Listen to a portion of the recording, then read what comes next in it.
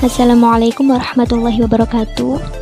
Kami dari kelompok 3 yang beranggotakan Nur Hidayah, Nur Arisma Feryatu Zakiah, dan Muhammad Aditya Wahyudianto di sini akan mempresentasikan tentang macam-macam ahli waris, pembagian, dasar hukum serta contohnya.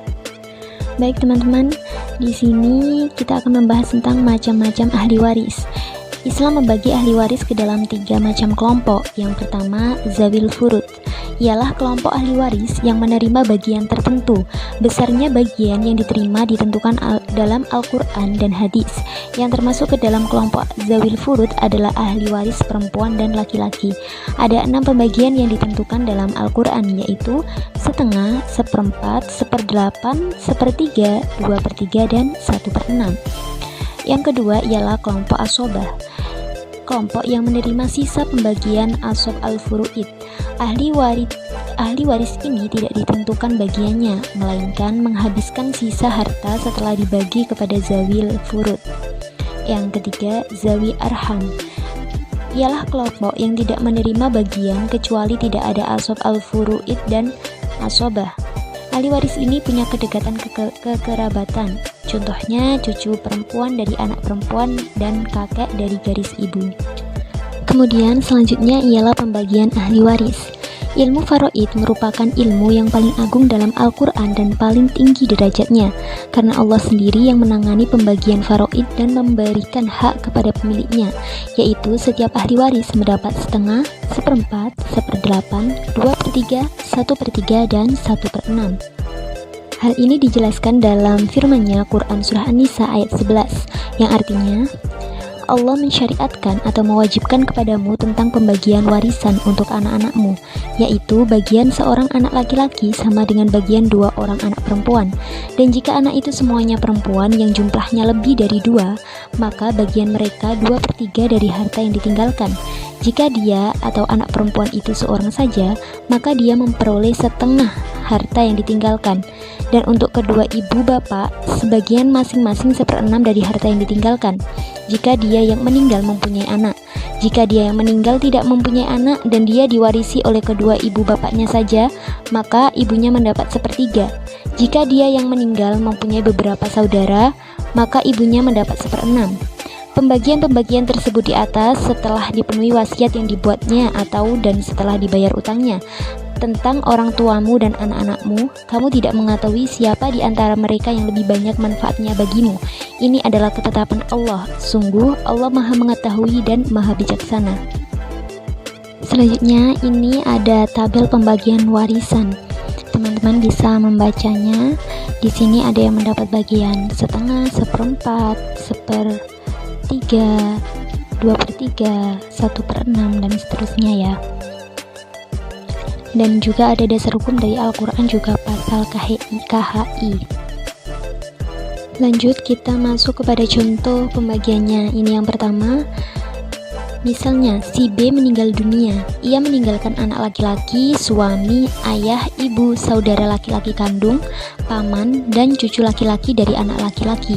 Siapa di antara mereka yang mendapat bagian dan berapa bagiannya? Jawabannya, ahli waris yang tidak akan terhalang siapapun ialah suami mendapat bagian 1/4, ayah mendapat bagian 1/6 karena ada anak, ibu juga sama mendapat bagian 1/6 karena ada anak, kemudian anak laki-laki bagiannya adalah aswabah, yaitu sisa. Dan ahli waris yang terhalang dan tidak mendapat bagian ialah saudara laki-laki terhalang oleh anak, paman terhalang oleh ayah, cucu laki-laki terhalang oleh anak. Oke, masuk kepada contoh yang kedua. Zainab meninggal dunia dengan meninggalkan suami, ibu, ayah, seorang anak laki-laki, dan 2 anak perempuan. Harta peninggalannya sebesar 48 juta. Berapakah bagian masing-masing? Jawabannya, suami mendapatkan 1/4 karena ada anak. Kemudian ibu mendapat 1/6, begitupun ayah juga 1/6. Anak laki-laki dan 2 anak perempuan mendapat asobah atau sisa dari pembagiannya nanti. Jadi suami 1/4 dari 48 juta ialah 12 juta untuk bagian suami. Bagian ibu dan ayah 1/6, 1/6 dari 48 juta ialah 8 juta, jadi masing-masing mendapat 8 juta.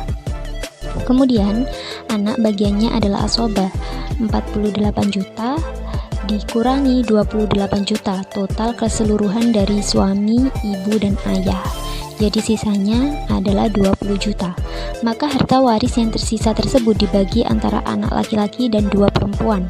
Anak laki-laki mendapat 2 kali bagian dari anak perempuan, maka semuanya ada 4 bagian. Jadi anak laki-laki mendapat bagian 10 juta dan anak perempuan masing-masing 5 juta. Baik teman-teman, sekian presentasi dari saya. Selanjutnya akan disampaikan oleh teman saya. Yang selanjutnya adalah dasar hukum mewaris dan contohnya. Dasar hukum waris Islam yang pertama tertera dalam Undang-Undang Nomor 7 Tahun 1989 tentang peradilan agama. Kemudian telah diubah menjadi Undang-Undang Nomor 3 Tahun 2006 dan terakhir diubah dengan Undang-Undang Nomor 50 Tahun 2009 sebagai perubahan kedua Undang-Undang Nomor 7 Tahun 1989 tentang peradilan agama. Sedangkan dasar hukum Islam yang kedua yaitu dari Instruksi Presiden 1 tahun 1991 tentang penyebarluasan kompilasi hukum Islam. Ayat-ayat yang berkaitan dengan masalah kewarisan baik secara langsung maupun tidak langsung di dalam Al-Quran dapat dijumpai dalam beberapa surat dan ayat, yaitu sebagai berikut. Menurut Al-Quran, dan untuk masing-masing laki-laki dan perempuan kami telah menetapkan ahli waris atas harta peninggalan dari harta yang ditinggalkan, ibu bapak dan karib kerabat. Kami jadikan pewaris-pewarisnya, dan jika ada orang-orang yang kami telah bersumpah setia dengan mereka, maka kepada mereka bagiannya. Sesungguhnya Allah menyaksikan segala sesuatu. Quran Surat An-Nisa ayat 33. Yang kedua, menurut hadis, sebagai sumber legislasi kedua setelah Al-Quran, hadis memiliki fungsi sebagai penafsir atau pemberi bentuk konkret terhadap Al-Quran, sebagai penguat hukum dalam Al-Quran, dan terakhir membentuk hukum yang tidak disebutkan dalam Al-Quran. Fungsi sebagai pemberi bentuk konkret dari sunnah dalam bidang kewarisan, misalnya hadis yang diriwayatkan Bukhari dan Muslim dari Ibnu Abbas yang menyatakan bahwa alangkah baiknya kalau manusia mengurangkan wasiatnya dari sepertiga kepada seperempat, karena Nabi bersabda, boleh sepertiga, tapi sepertiga itu pun cukup banyak. Yang ketiga, menurut ijtihad adalah sumber dari hukum kewarisan yang fungsinya menjelaskan apa yang belum dijelaskan oleh nas yang sahih. Para mujtahid dalam menjalankan kegiatan ijtihad pada garis besarnya dapat dikelompokkan pada 3 masalah. Pertama, masalah yang timbul sementara Al-Quran dan hadis yang berkenaan dengan kaidah atau peristiwa tersebut masih bersifat zahir yang masih terbuka kemungkinan untuk ditafsirkan. 2, masalah yang timbul tidak ada nasnya sama sekali. Dalam hal ini mujtahid memiliki kebebasan yang relatif mutlak. Ketiga, masalah yang timbul sementara sudah ada nas yang qat'i. Contoh pemakaian ijtihad dalam kewarisan adalah sebagai berikut. Status saudara-saudara yang mewarisi bersama sama dengan kakek. Di dalam Al-Quran hal ini tidak dijelaskan. Yang dijelaskan adalah status saudara-saudara bersama dengan ayah atau bersama anak laki-laki yang dalam hal ini mereka tidak mendapat apa-apa. Penerangan terhijab. Menurut pendapat kebanyakan sahabat dan imam mazhab yang mengutip pendapat Zaid bin Sabit bahwa saudara-saudara tersebut mendapat warisan secara mukasamah dengan kakek.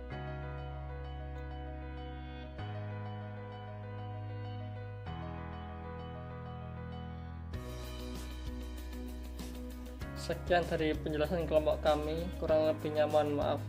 Wassalamualaikum warahmatullahi wabarakatuh.